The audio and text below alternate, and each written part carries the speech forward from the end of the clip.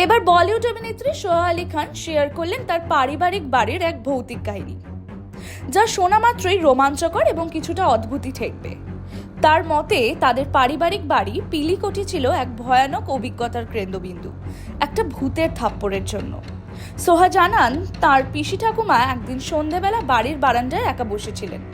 হঠাৎ অদৃশ্য কেউ যেন এক থাপ্পড় কষায় গালে। চারপাশে কেউ নেই, অথচ গালের দাগ একেবারে স্পষ্ট।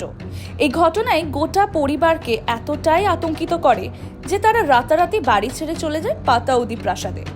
এই ভৌতিক কাহিনী এখন অনুপ্রেরণা সোহার আসন্ন হরর থ্রিলার চোরি 2 এর।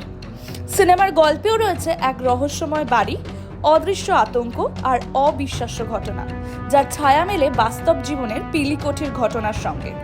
সোহা বলেন, ভৌতিক গল্প আমরা ছোটবেলা থেকেই শুনে এসেছি, কিন্তু যখন তা নিজের পরিবারে ঘটে তখন সেটা আর গল্প থাকে না, তা হয়ে ওঠে বাস্তব ভয়। বর্তমানে সোহা ব্যস্ত আছেন চোরি 2 এর প্রচারে এবং আরো কয়েকটি ওয়েব প্রজেক্টে, তবে পিলিকোঠির স্মৃতি এখনো তার মনে অমলিন। ভূতের গল্প কি শুধু রূপকথা? সোহার অভিজ্ঞতা শুনলে হয়তো আপনার মতো বদলে যাবে।